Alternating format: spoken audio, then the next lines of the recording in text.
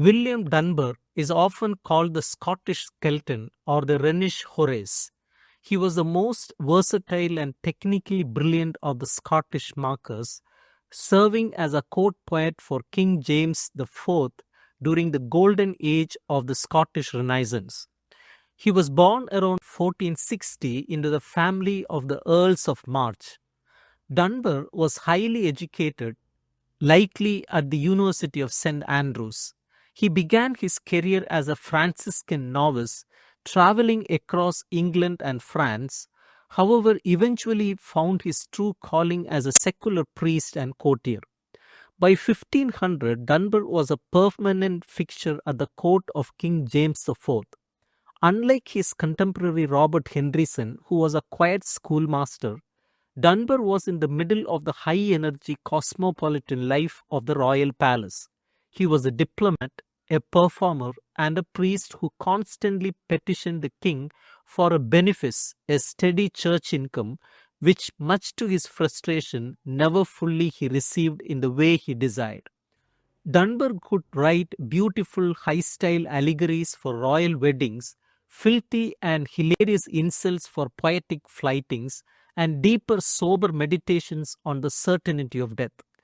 His work The Thistle and the Rose is an allegorical poem written to celebrate the marriage of King James IV to Margaret Theodore of England in 1503.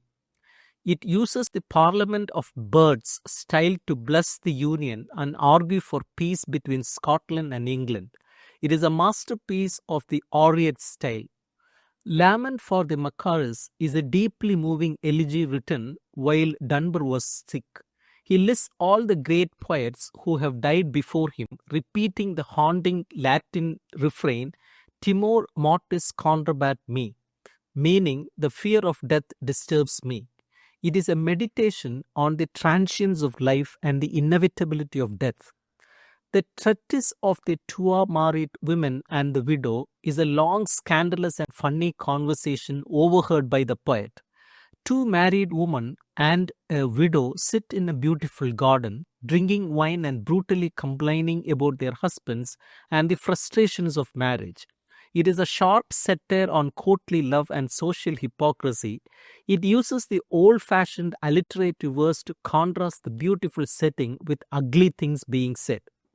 The Flighting of Dunbar and Kennedy is a poetic battle between Dunbar and his rival, Walter Kennedy.